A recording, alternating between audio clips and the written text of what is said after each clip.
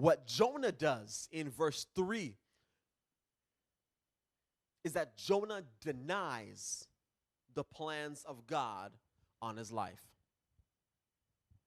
Somebody please write that down. Jonah denies.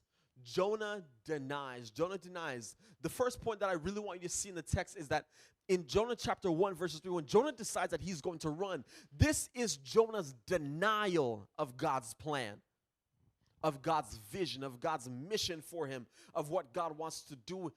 This is Jonah's denial of, this might be you and I's denial of God's gift on our life. And I'm sitting here wondering, Jonah, how could you? How could you? But can I get a few people that can be honest with me?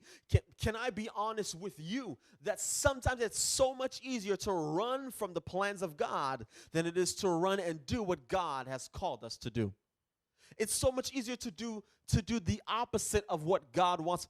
When God says, I want you to be a great leader, and you're thinking, God, I'm not qualified. God, I haven't even gone to school yet. I don't have the degree. I don't have the money. I don't have the resume. I don't have the connections.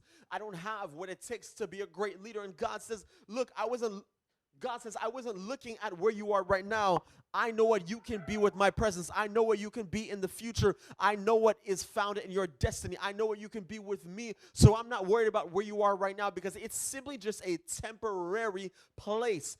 God is simply saying this is like a pit stop for you where you are right now. You can't even see where your final destination is. This is just a temporary place. And though you are in denial of God's plan and God's call and God's confirmation and God's command, God comes confronting you even in your denial and says that I've called you, I've confirmed you, I've commanded you. I'm even confronting you because I believe in you so much.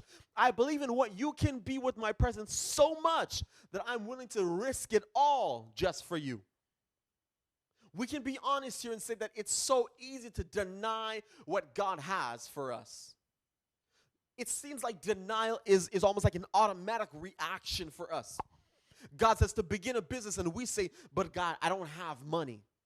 God says go to school and you say, God, well, I don't have scholarships. Wow.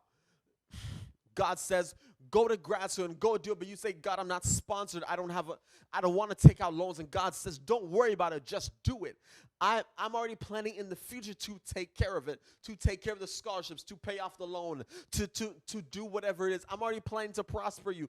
But you say, God, I don't have the experience it takes to be a business leader. I don't know business. I didn't take business classes. And God says, look, you're so worried about what you don't have. Worry about what you do have. You have me.